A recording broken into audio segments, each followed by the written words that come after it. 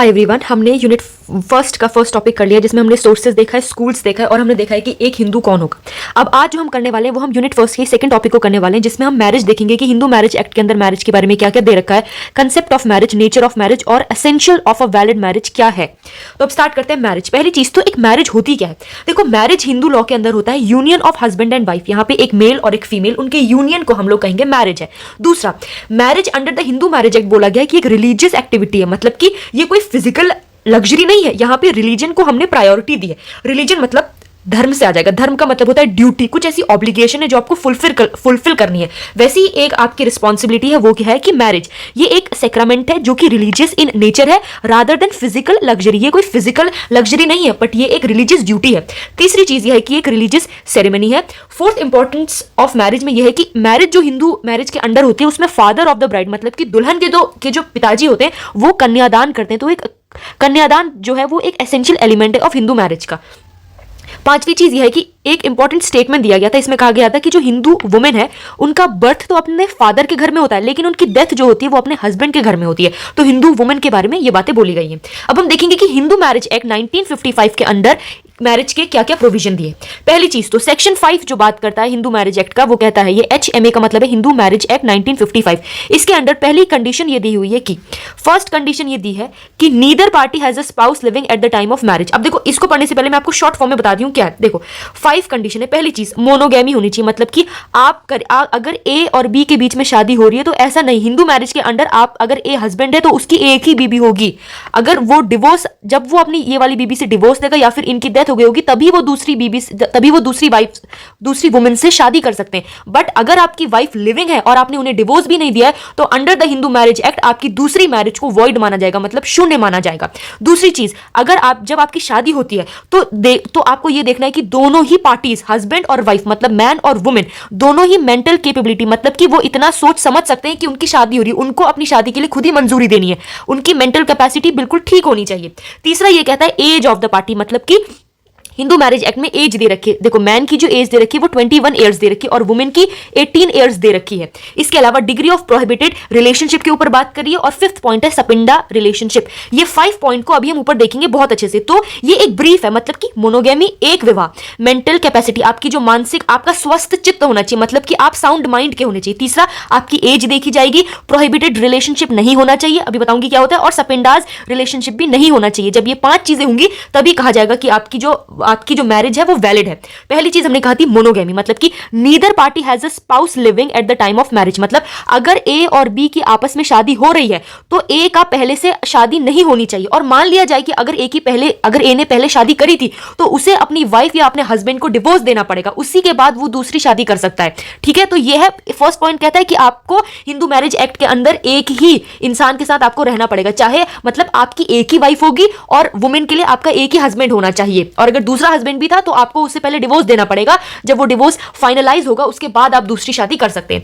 दूसरी चीज इसमें कहिए, देखो मतलब हमने क्या कहा था, साउंड माइंड, मेंटल कैपेसिटी देखी जाएगी। तो नीदर पार्टी को, दोनों ही पार्टी को वो इनकेपेबल नहीं होने चाहिए। अगर मैं इसको दूसरे ढंग से बोलूं तो वो केपेबल होने चाहिए अपनी कंसेंट देने के लिए।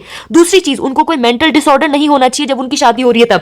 हाँ, तीसरी चीज, इंसैनिटी नहीं होनी चाहिए। तो सिंपल इसका मतलब ये सेकंड पॉइंट कह रहा है कि उनका साउंड माइंड होना चाहिए, क्योंकि मैरिज एक बहुत बड़ा डिसीजन होता है। वहां मैरिज में वुमेन को अपना घर छोड़ के मैन के घर आना पड़ता है। यही मतलब एक अगर हम हिस्ट्री से ही देखें तो ऐसा ही होता है, भले आज चीजें थोड़ी अलग भी हो, लेकिन अब यह है कि दोनों ही पार्टी को साउंड माइंड का होना चाहिए।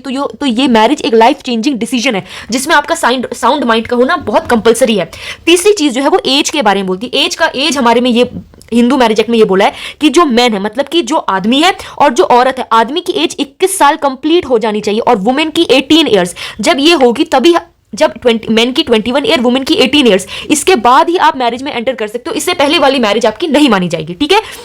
फोर्थ पॉइंट क्या था? फोर्थ पॉइंट ये था कि आप दोनों ही, मतलब हस्बैंड और वाइफ दोनों ही प्रोहिबिटेड रिलेशनशिप, दोनों ही डिग्री ऑफ प्रोहिबिटेड रिलेशनशिप में नहीं आना चाहिए। अब इसका मतलब क्या होता है? देखो, हिंदू जो विवाह होता है उसमें आप अपनी बहन से शादी नहीं कर सकते हैं। वैसे ही देखो, एक आदमी है, मान लिया जाए देयर इज अ मैन, एक आदमी है, यहां पे हम देखते हैं फॉर एग्जाम्पल एक मेल है, उसकी कोई बहन है, सिस्टर है, तो ये जो आदमी है ये अपनी सिस्टर से शादी नहीं कर सकता। किसमें? हिंदू मैरिज एक्ट में ये बोला गया। दूसरा, ब्रदर की डॉटर, मान लिया जाए एक मेल है, उसका एक भाई है, ब्रदर है, और उस ब्रदर की एक बेटी, एक डॉटर है, तो ये जो मेल है ये अपनी खुद की भतीजी से शादी नहीं कर सकता है। तीसरी चीज, वाइफ ऑफ ब्रदर, आप अपने भाई की बीवी से भी शादी नहीं कर सकते। तीसरी चीज, आप अपनी मदर की सिस्टर मतलब आप अपनी मौसी से भी शादी नहीं कर सकते। जितने भी रिलेशंस हैं आप उस रिलेशनशिप में शादी नहीं कर सकते। क्यों? क्योंकि वो एक प्रोहिबिटेड, क्योंकि वो किस में आता है, वो एक डिग्री ऑफ प्रोहिबिटेड रिलेशनशिप के अंडर आता है। तो ये इसमें बोला गया। और जो पांचवा चीज है ये बहुत इंपॉर्टेंट है, ये बात करता है सपिंडास के बारे में। अब ये सपिंडास होते क्या? देखो,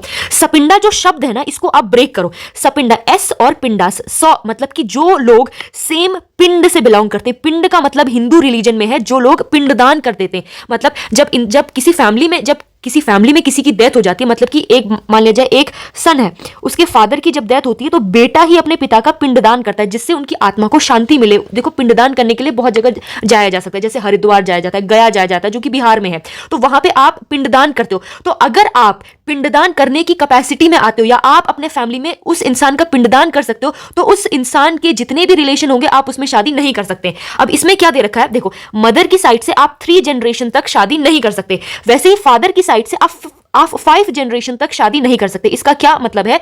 इसका मतलब यह है कि आप अपनी मम्मी की साइड से 3 जनरेशन ऊपर की ओर को, एसेंट मतलब कि ऊपर की ओर को जाएगा। मैं बताती हूँ, यहाँ तो एसेंट के बारे में बताया गया। ये है, देखो, सपिंडा जो है वो 3F के अंडर डिफाइंड है, जो कि बोलता है लाइन ऑफ एसेंट। एसेंट का मतलब होता है ऊपर को जाता हुआ रिश्ता। जैसे ये बेटा है, उसकी मदर और उसकी ग्रैंड मदर, जिसको हम लोग नानी बोलेंगे, तो ये ऊपर को, एसेंट का मतलब ये ऊपर को जो जा रहा है, ये वाले, इन सारे रिलेशनशिप में इस बच्चे की शादी नहीं हो सकती। ये चीजें बताई गई है। और अगर शादी हो भी जाएगी तो सेक्शन 11 में बोला है कि वो शादी वॉइड होगी। वॉइड का मतलब शून्य होगी, 0 होगी।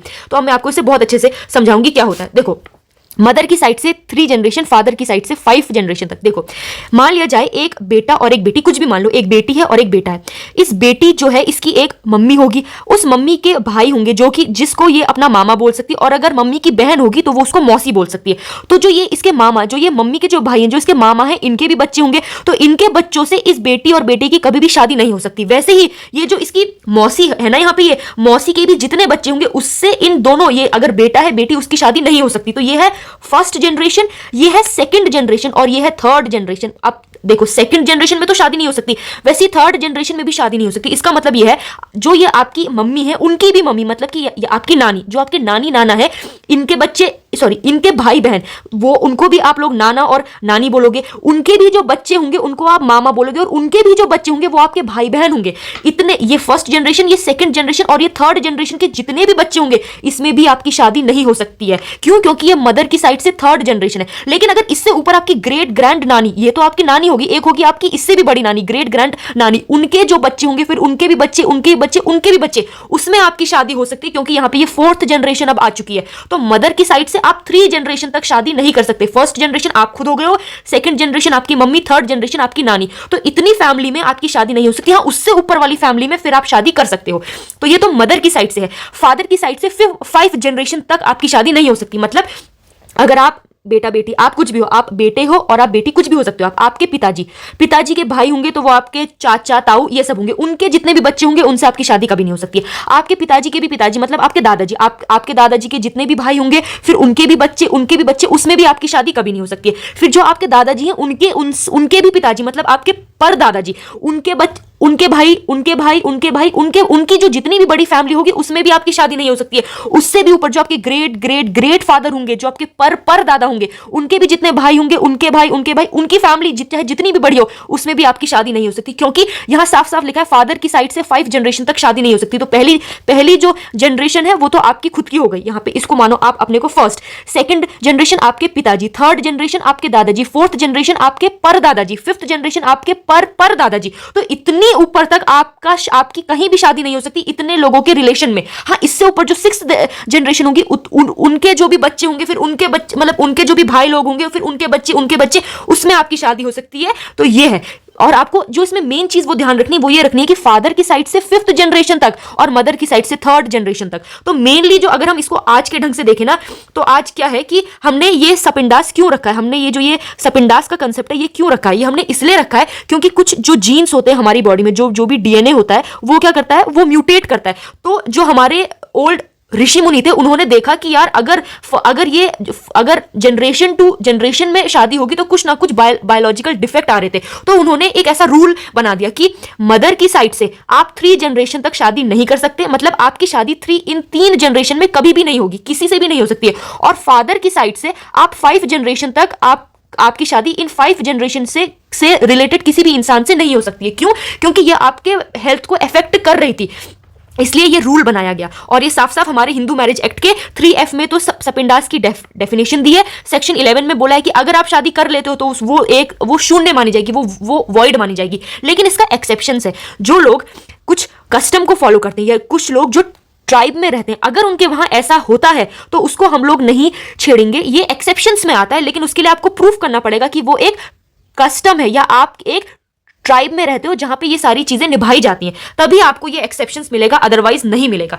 तो यहां पे हमने क्या चीज देखी? 5 चीजें देखी हमने सेक्शन 5 के अंदर। पहली चीज, आपकी शादी किसी ऐसे इंसान से होगी जिसका पहले कोई स्पाउस नहीं है, अगर स्पाउस है भी तो उससे उसने डिवोर्स ले लिया है। दूसरी चीज, वो साउंड माइंड का होना चाहिए। तीसरी चीज, उसकी एज जो है वो मेजोरिटी वाली होनी चाहिए, मतलब कि वुमेन की 18 साल से ऊपर और जो मेल है उसकी 21 साल से ऊपर।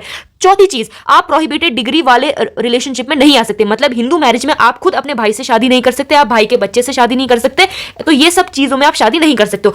5वीं चीज है सपिंडा रिलेशनशिप, जो कि मैंने आपको ऊपर बहुत अच्छे से समझा दिया, होप आपको समझ आया होगा कि वुमेन की साइड से 3 जनरेशन और फादर की साइड से 5 जनरेशन। ध्यान रखना, ये असेंट होगी, मतलब ये हमेशा ऊपर पे ही जाएगी, जैसे कि सन, बेटा, उसके पिताजी फादर और उसके ग्रैंडफादर, तो ये हमेशा ऐसे ऊपर को जाएगी कि बेटा शादी नहीं कर सकता है, इन सारे के सारे जितने भी इनके रिश्तेदार होंगे उनसे तो शादी नहीं होगी। हाँ, अच्छा, ये तो फादर की साइड से तो 5th जनरेशन तक हमको जाना है, तो 1 2 3 4 और 5, इससे ऊपर जो 6th जनरेशन होगी, हाँ, उनके जितने भी रिश्तेदार होंगे उनसे आपकी शादी हो सकती है, पर इनसे तो नहीं होगी। ठीक है, अब ये तो हमने पढ़ा सपिंडास के बारे में। अब ये हमने देख लिया कि एसेंशियल क्या है।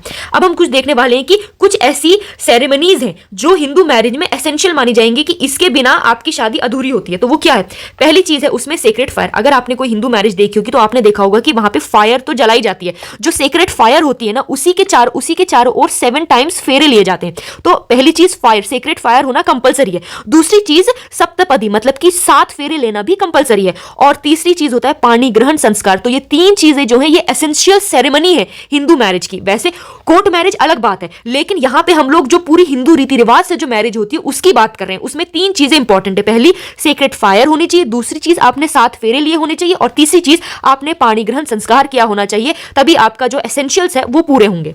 इंपॉर्टेंट केस भी है शांति देव वर्मा वर्सेस कंचन 1991 का केस है। यहां पे सुप्रीम कोर्ट ये कहता है कि एसेंशियल रिचुअल्स लाइक सप्तपदी, जो 7 फेरे लेना है, वो एक तरह से मस्ट, अगर आप हिंदू रीति रिवाज से शादी कर रहे हैं तो ये मस्ट है, आपको ये करना ही पड़ेगा। आपको 7 फेरे लेने पड़ेंगे, तभी आपकी मैरिज को वैलिड माना जाएगा। ये एक इंपॉर्टेंस है किसका? कस्टमरी प्रैक्टिस, मतलब ये एक रीति है जो कि चलते हुए आ रही है सदियों से। हमने बोला था ना, हिंदू जो लॉ है वो 6000 साल पुराना है।